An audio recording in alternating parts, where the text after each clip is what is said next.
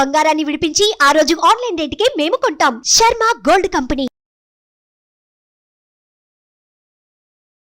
నమస్తే, నేను మీ జాహ్నవి. మనతో ఉన్నారు ప్రముఖ జ్యోతిష్య వాస్తు పండితులు, ప్రముఖ ఆధ్యాత్మికవేత్త, శ్రీ చక్రపీఠ వ్యవస్థాపకులు ప్రదీప్ జోషి గురూజీ. మాట్లాడేద్దాం. నమస్తే గురూజీ. గురూజీ, అమావాస్య వస్తుంది కదా ఇప్పుడు. అయితే ఫిబ్రవరి 8, 9 అనేది ఒక చిన్న కన్ఫ్యూజన్ ఉంది. అమావాస్య ఏ రోజు? ఈ అమావాస్య స్పెషాలిటీ ఏంటి? శ్రీ గురుభ్యో నమః. శ్రీమాత్రే నమః. విద్యుద్ధామ సమప్రభాం మృగపతి స్కందస్థితాం భీషణాం కన్యాభిక్కరవాలకేటవిలసదస్తాభినాసేవితాం హస్తైశ్చక్రగధాసికేట విషికాంశ్చాపం గుణం తర్జనిం బిభ్రాణాం అరళాత్మికాం శశిధరాం దుర్గాం త్రినేత్రాం భజ. శ్రీమాత్రే నమః. పౌర్ణమి, అమావాస్య ఇవి చాలా విశేషమైనటువంటివి ప్రతి ఒక్క మనిషి యొక్క జీవితంలో. ఈ ప్రకృతి మారేది కూడా పౌర్ణమికి, అమావాస్యకి ప్రకృతిలో మార్పులు అనేటివి జరుగుతాయి. ఇప్పుడు ఋతువులు మారుతాయి. ఋతువులు మారాయని మనకి ఏం తెలుస్తుంది? 2 నెలలకు ఒక ఋతువు మారుతుంది అని మనకు తెలుస్తుంది సాధారణంగా. ఎప్పుడు మారింది అంటే అమావాస్య తర్వాత మారింది అని అర్థం. సో ప్రతి అమావాస్య, ప్రతి పౌర్ణమి ప్రతి ఒక్కరి జీవితంలో చాలా ముఖ్యమైనటువంటివి. ఎందుకోసం అంటే ఇది ఎవల్యూషన్ ప్రాసెస్. అంటే జీవన విధానము, ఈ జీవన చక్రం మారుతూ ఉంటుంది ప్రతి ఒక్కరికి కూడా. ఈ జీవన చక్రం మారే దగ్గర సంధికాలం అనేది ఒకటి ఉంటుంది. ఆ సంధికాలం అంటే ఏమిటి అంటే కనుక పౌర్ణమి, అమావాస్య ఇవి సంధికాలాలు. ఎందుకోసం అంటే చంద్రుడు మన భూమి చుట్టూ తిరుగుతాడు. భూమి చుట్టూ కంప్లీట్ గా 360 డిగ్రీస్ తిరగడానికి అయ్యే సమయాన్నే ఒక చాంద్రమాసము అంటారు, ఒక నెల రోజులు. అందులోపల చంద్రుడు సూర్యుడి దగ్గరికి ఎప్పుడైతే వస్తాడో దాన్ని అమావాస్య అంటారు. అంటే 0 డిగ్రీస్. సూర్యుడు చంద్రుడు ఇద్దరు కూడా 0 డిగ్రీస్ లో ఉంటారు. ఆ 0 డిగ్రీస్ లో ఉన్నప్పుడు దీన్ని అమావాస్య అంటారు. ఆ రోజు మనకి చంద్రుడు కనబడడు. ఎందుకోసం అంటే సూర్యుడు ఇక్కడ ఉన్నాడు, చంద్రుడు ఇక్కడ ఉన్నాడు. సో చంద్రుడికి స్వయం ప్రకాశకుడు కాదు. సూర్యుడి యొక్క వెలుగు చంద్రుడి మీద పడ్డప్పుడు మాత్రమే ఆ చంద్రుడి వెలుగు మనకు కనిపిస్తుంది. సో భూమి, ఇప్పుడు మీరు కెమెరా మీరు చూస్తున్నారు కాబట్టి మీరు భూవాసులు. ఇది సూర్యుడు, ఇది చంద్రుడు. చంద్రుడు ఇలా వచ్చినప్పుడు ఏమైపోతుందంటే ఇక్కడ సూర్యుడు ఉంటాడు, సూర్యుడు మాత్రం కనిపిస్తాడు కానీ మనకి చంద్రుడు కనబడ్డు. చంద్రుడు మొత్తం మాయమైపోతాడు. ఎందుకు? వెలుగు అంతా ఇటువైపు పడిపోతుంది. ఇప్పుడు నా అరచేయి ఉంది, నా అరచేయి అనేది సూర్యుడి యొక్క వెలుగు అనుకో.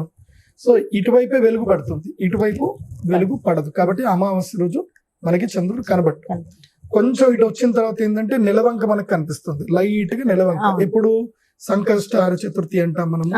అది ఎప్పుడు? పౌర్ణమి తర్వాత వచ్చేది. అమావాస్య తర్వాత వచ్చే చవితి రోజున మనకు చంద్రుడు కనిపిస్తాడు. మామూలుగా ద్వితీయ రోజే కనబడు, కానీ తదియ రోజు కనిపిస్తాడు. కానీ చవితి రోజు చంద్రుడు తానే కనిపిస్తాడు అన్నట్టు. ఇది మనం ఈ ఖగోళం దానికి సంబంధించిన మనం అర్థం చేసుకోవాలి. దీని యొక్క ప్రభావం ఏం జరుగుతుంది అని అంటే నీళ్ల మీద చాలా ఎక్కువగా ప్రభావం చూపిస్తుంది. అండ్ పుష్పాల మీద, వృక్షాల మీద, ఏవైతే లివింగ్ ఆర్గన్స్ ఏవైతే ఉన్నాయో వాటన్నిటి మీద కూడా ఈ ప్రభావం అనేది ఉంటుంది. అమావాస్య ప్రభావం ఉంటుంది, పౌర్ణమి ప్రభావం ఉంటుంది. మీరు గూగుల్లో కనుక సెర్చ్ చేయండి, ocean tides are relevant with moon cycle or not అని మీరు కొట్టండి. మీకు మొత్తం ఒక పెద్ద వికీపీడియా వస్తుంది. మూన్ యొక్క సైకిల్ ని బట్టి మన యొక్క భూమి మీద ఓషన్ టైడ్స్ అనేటివి ఉంటాయి. అంటే సముద్రం యొక్క అలలు అనేటివి ఉంటాయి. ఎందుకోసం అంటే పుష్పాలు రాత్రి ఎందుకు వికసించాలి? మధ్యాహ్నం కూడా వికసించాలి కదా, వికసించు, రాత్రే వికసిస్తాయి. సో దానికి గల కారణం ఏంటంటే చంద్రుడే. ఈ చంద్రుడి యొక్క పరివర్తనం వల్ల ఏం జరుగుతుందంటే మనిషి యొక్క జీవితంలో గోచార ఫలితాలు, ఇప్పుడు మేము రాశి ఫలాలు చెప్తాం, ఇప్పుడు పలానా టైంకి ఇది జరుగుతుంది అంటే అది జరుగుతుంది. 100కి 80% పక్కా జరుగుతుంది. ఎందుకోసం అంటే నా రాశి ఫలాలు చాలా హైయెస్ట్ ర్యాంకింగ్ లోకి వెళ్ళిపోయాయి స్టార్ మా రాశి ఫలాలు. ఎందుకోసం అంటే అందరికి కరెక్ట్ గా నప్పుతున్నాయి కాబట్టి చూస్తున్నారు, నప్పకపోతే చూడరు కదా. సో మంచి రేటింగ్ వస్తుంది. అంటే దీనివల్ల మనం ఏం అర్థం చేసుకోవాలంటే ఇది వాస్తవము. చంద్రుడి యొక్క ప్రభావం వల్ల, గ్రహాల ప్రభావం వల్ల మన జీవితంలో మార్పులు వస్తాయి. అయితే మార్పులు వస్తున్నాయి అన్నప్పుడు నీ జీవితంలో ఏదైనా మార్పు కావాలంటే నువ్వు ఇక్కడ ఏం చేయాలి అంటే ఇవి పర్వదినాలు అంటారు. ఈ రెండింటిని కూడా పర్వదినాలు అంటారు. ఈ యొక్క దినాలలో, ఈ రోజులలో మనం ఏదైనా ఒక కార్యక్రమం చేస్తే, అంటే మనకి ఇప్పుడు జీవితం అప్పుల పాలు ఎక్కువైపోయి జీవితం బాగలేదు, చేంజ్ అవ్వాలని కోరుకుంటున్నాం కానీ అవలేకపోతున్నాం. కానీ దైవాన్ని ఎట్లా ప్రార్థన చేయాలి, ఎప్పుడు ప్రార్థన చేయాలి? దైవము కూడా ఒక సర్టన్ కాలంలోనే మనల్ని చూస్తుంది. ఎవ్రీ టైమ్ లో మనల్ని చూడడం అనేది ఉండదు, గుర్తుపెట్టుకోండి. ఎందుకోసం అంటే ఈ సృష్టిలో మనిషి ఒక్కడే జీవి కాదు, ఎన్నో రకాల జీవులు ఉంటాయి. ఇప్పుడు మామిడి పండు చిగురించాలన్నా ఇప్పుడు మావి చిగురు వస్తుంది, అది ఇప్పుడే రావాలి, ఏప్రిల్లోనే మావి చిగురు రావాలి, ముందు రాదు కదా. సో అది నేచర్. సో నేచర్ సైకిల్లో దేనికి ఎప్పుడు వాళ్ళ యొక్క కాన్సన్ట్రేషన్ ఉంటుందో నేచర్ సైకిల్ అదే వెళ్తా ఉంటుంది. అట్లాగే ఈ నేచర్ సైకిల్లో మనిషికి తన కోరికలు నెరవేరాలి అన్నా, తన బాధలు దూరం అవ్వాలి అన్నా కొన్ని పర్ఫెక్ట్ ముహూర్తాలు ఉంటాయి, కొన్ని కాంబినేషన్స్ ఉంటాయి, ప్లానటరీ కాంబినేషన్. ఆ కాంబినేషన్స్ లైక్ అక్షయ తృతీయ, ధనత్రయోదశి, మహాశివరాత్రి, ఆ తర్వాత వసంత పంచమి, ఇవి ప్రాస్పరియస్ డే అన్నమాట. ఇవి అద్భుతమైన రోజులు. ఇవి లైక్ దీపావళి కూడా, దసరా కూడా, ఇవి అద్భుతమైన రోజులు. ఇవి స్టిక్, ఇవి అందరికీ తెలిసినవి. కానీ అందరికీ తెలియనివి కూడా కొన్ని ఉంటాయి. అవి ఏమిటి? పౌర్ణమి, అమావాస్య. అమావాస్య రోజు మనకి ఏదైనా సరే అరిష్టం మొత్తం పోవాలి అంటే అమావాస్య రోజు పూజ చేయాలి. అవునా? అమావాస్య అనగానే మనకి పితృతర్పణాలు, పితృదేవతలకు పూజలు ఇవే గుర్తొస్తూ ఉంటాయి. అవును. ఎందుకోసం అంటే పితృదేవతలు మనకి ఆశీర్వాదం ఇచ్చేటువంటి కేటగిరీస్ ఉంటాయి. మనకి కనెక్ట్, మన హ్యూమన్ బాడీకి ఇది, ఈ కాస్మిక్ బాడీకి కనెక్ట్ అయ్యేటువంటివి స్టెప్ బై స్టెప్ ఉంటాయి. లోయర్ కేటగిరీ ఉంటాయి, హయ్యర్ కేటగిరీ ఉంటాయి. అవి ఏంటో ఫస్ట్ అర్థం చేసుకోండి. లోయర్ కేటగిరీ ఏంటంటే గనక పిశాచాలు, రాక్షసులు, యక్షిణి, గంధర్వ, ఇవన్నీ కూడా లోయర్ కేటగిరీస్. అంటే ఇవన్నీ కూడా మనము దీని ఏమంటారు, కొన్ని రకాల పూజలు ఉంటాయి, తాంత్రిక పూజలు. ఇప్పుడు దయ్యాల వల్ల మేలు జరుగుతుంది, నష్టము జరుగుతుంది. చనిపోయిన సోల్స్ ని అట్రాక్ట్ చేసి కొంతమంది మీద వాళ్ళు దాడి కూడా చేపిస్తారు. ఇలాంటివి కూడా కొన్ని జరుగుతుంది. ఇవన్నీ లోయర్ కేటగిరీ, ఇవన్నీ లోయర్ కేటగిరీ వస్తాయి. అంటే దాని వల్ల సాధకుడికి నష్టం జరుగుతుంది, నష్టం జరగవచ్చు, లాభము జరగవచ్చు, ఏదైనా జరగవచ్చు. There are conflicts.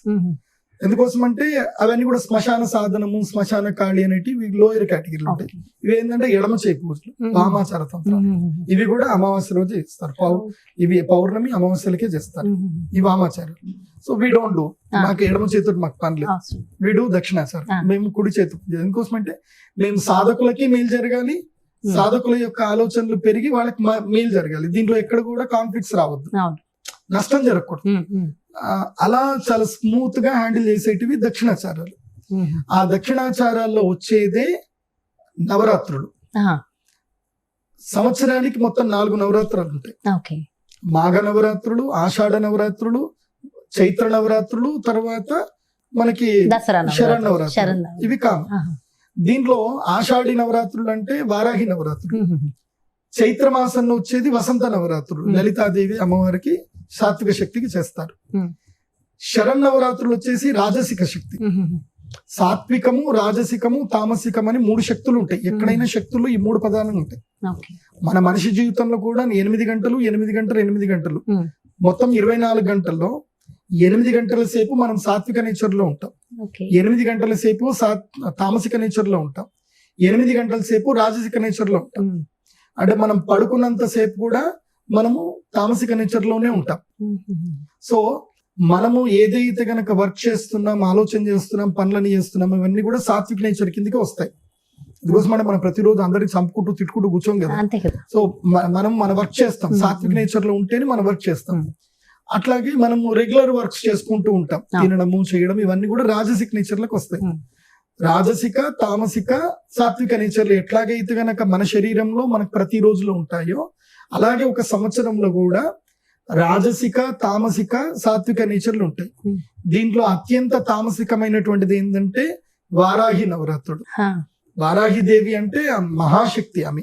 ఎందుకోసం అంటే ఆమె సైన్యాధ్యక్షురాలు కాబట్టి ఆమె పూర్తిగా తామసికం ఉండాలి. మంచి ప్రేమ, కరుణ, యుద్ధం చేసేటోడికి ప్రేమ కరుణలు ఉండవు, అంత కోసుకుంటూ పోవడం అంతే. సో వారాహి నవరాత్రులు అక్కడ ఆమె తామసికం. తర్వాత రాజసికం అంటే మంచిని చెడుని రెండింటిని సమానంగా చూస్తూ వెళుతూ చేయడము రాజసికం, అది శరణ్ నవరాత్రులు. సాత్వికం పూర్తిగా సత్వగుణం ఉన్నటువంటిది. ఏమిటి అని అంటే ఈ యొక్క వసంత నవరాత్రులు అంటే చైత్ర మాసము నుంచి మొదలయ్యేది వసంత నవరాత్రులు అంటే శ్రీరామ నవరాత్రులు. ఇదంతా కూడా సాత్విక, అందుకోసమే అక్కడ మనకి పప్పు బెల్లము ఇవే ఇస్తారు. పానకం. ఈ నవరాత్రులు ఏదైతే ఉంటుందో మాఘ నవరాత్రులు, ఇది గుప్త నవరాత్రులు అంటారు. ఇది ఎవ్వరికీ చెప్పరు. ఎందుకోసం అంటే శ్రీ విద్యోపాసకులు రహస్యంగా పెట్టారు. కానీ ఈ మధ్య చాలా మంది బయట చెప్పేయడం వల్ల, రహస్య నవరాత్రులు చెప్పడం వల్ల కొంచెం నేను కూడా చెప్పాల్సి వస్తుంది. కానీ గుర్తుపెట్టుకోండి, ఇది ఈ మూడిట్లో చేయడంలోనూ వారాహి నవరాత్రులు చేయడంలోనూ వేరే ఉంటుంది. కానీ మాఘ నవరాత్రులు చేయాలంటే మాత్రం అది అమావాస్య నుంచి ప్రారంభం చేయాలి, తప్పకుండా గురూపదేశం ఉండాలి. ఇవి ఎందుకోసం అంటే ఇవి శ్యామలా నవరాత్రులు అంటారు వీటిని. శ్యామలాదేవి అంటే చాలా మంది చిలకపచ్చ అంటారు. చిలకపచ్చ కాదు, చిలకపచ్చ నీలి రంగు కలిపి ఉన్నటువంటి వర్ణం అది. పూర్తిగా నీలి వర్ణము కూడా కాదు, పూర్తిగా చిలకపచ్చ కూడా కాదు, కొంచెం మిక్స్డ్ గా ఉంటుంది అనమాట. అందుకే శ్యామలాదేవి అంటారు. సో ఆ శ్యామలాదేవి నవరాత్రులు ప్రారంభమవుతాయి ఎప్పటి నుంచి? ఇప్పుడు ఈ ఫిబ్రవరి 2024 ఫిబ్రవరి 9వ తారీఖు నుంచి స్టార్ట్. 9 నుంచి అంటే అమావాస్య 9వ తారీఖు. అమావాస్య 9వ తారీఖు అంటే ఉదయం చతుర్దశి గడియలు ఉన్నాయి, కానీ రాత్రి గడియలు అమావాస్య. సో ఈ రాజశ్యామల దేవి ఎవరైతే ఉపాసన చేయాలనుకుంటారో వాళ్ళు ఈ అమావాస్య నుంచి పూజలు ప్రారంభం చేసుకోవాలి. ఆ రోజు నుంచి ఈ 10 రోజులు నవరాత్రులు అంటారు, కానీ ప్రారంభం చేయడం ఇక్కడ నుంచి. అయితే దానికి సంబంధించి డీటెయిల్డ్ గా ఇన్ఫర్మేషన్ క్లియర్ గా ఇంకొక వీడియోలో, అంటే గుప్త నవరాత్రులు అన్నారు కదా, అసలు ఖచ్చితంగా తెలుసుకోవాల్సిన అంశమే. రహస్యాలు ఇంకొంచెం ఎక్కువ తొందరగా తెలుసుకోవాలి. సో డెఫినెట్ గా డీటెయిల్ ఇన్ఫర్మేషన్ ఇవ్వండి గురువు గారు. నేను కూడా ఒక వీవర్ లాగానే చూస్తాను. ఇంత చెప్పాక మధ్యలో గురూజీ ఇప్పుడు అయిపోయింది కదా నెక్స్ట్ వీడియో కోసం డెఫినెట్ గా వెయిట్ చేస్తారు. చాలా చాలా మంచి ఇన్ఫర్మేషన్ ఇచ్చారు. అయితే గురువు గారు నిరంతరం కూడా ఎన్నో పూజలు చేస్తూ ఉంటారు, మరి ఈ అమావాస్య చాలా స్పెషల్ అంటున్నారు. మరి అమావాస్య రోజు మీరు చేసే ప్రత్యేకమైన పూజలు ఏమైనా ఉన్నాయా? అమావాస్య రోజు రాత్రి పూజలు చేస్తాను. అంటే అవి తాంత్రికమా మామూలు పూజలేనా? తాంత్రికమే. తాంత్రిక పూజ. తాంత్రికము అంటే నెగిటివ్ పాజిటివ్? వామాచారం కాదు, దక్షిణాచారం. దక్షిణాచారంలోనే తంత్ర పూజలు ఉంటాయి. ఇప్పుడు నేను మీకు ఒక పుస్తకం చూపిస్తాను. ఇది రావణ సంహిత. అమ్మవారిని మహా ఉపాసన చేసిన, శివోపాసన చేసినటువంటి శివభక్తుడు రావణాసురుడు. ఈ రావణ సంహితలోనే ఉంటుంది మాఘ అమావాస్య రోజు ఏ పూజలు చేయాలని. అంటే పుష్య అమావాస్య అంటే దాన్ని మాఘ అమావాస్య కూడా అంటారు. పుష్యమాసంలో వచ్చేటువంటి చిట్ట చివరి రోజున అమావాస్య రోజు ఏ పూజలు చేయాలి అంటే నికుంభిల తంత్రం అని ఉంటుంది. నికుంభిల తర్వాత రాజశ్యామల ఉంటుంది, నికుంభిల ఉంటుంది, అదే విధంగా వికర్షణ భైరవి తంత్రం ఉంటుంది. అంటే నెగిటివ్స్ అన్ని దూరం పోవాలంటే ఏం చేయాలనేది ఉంటుంది. సో మీకు ఆ డీటెయిల్ నేను చెప్తాను, మీరు నెక్స్ట్ వీడియో ఏదో చూడండి ఖచ్చితంగా. సో ఖచ్చితంగా మీరు మొదలు పెడుతున్నారు పూజలు. And thank you so much గురించి. మంచి భాగ్యనగరంలోనే చేస్తున్నాం, హైదరాబాద్ లోనే, భాగ్యనగరంలో. థ్యాంక్ యూ సో మచ్ గురుజీ. నమస్తే.